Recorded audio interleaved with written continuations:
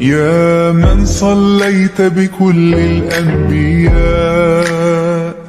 يا من في قلبك رحمة للناس،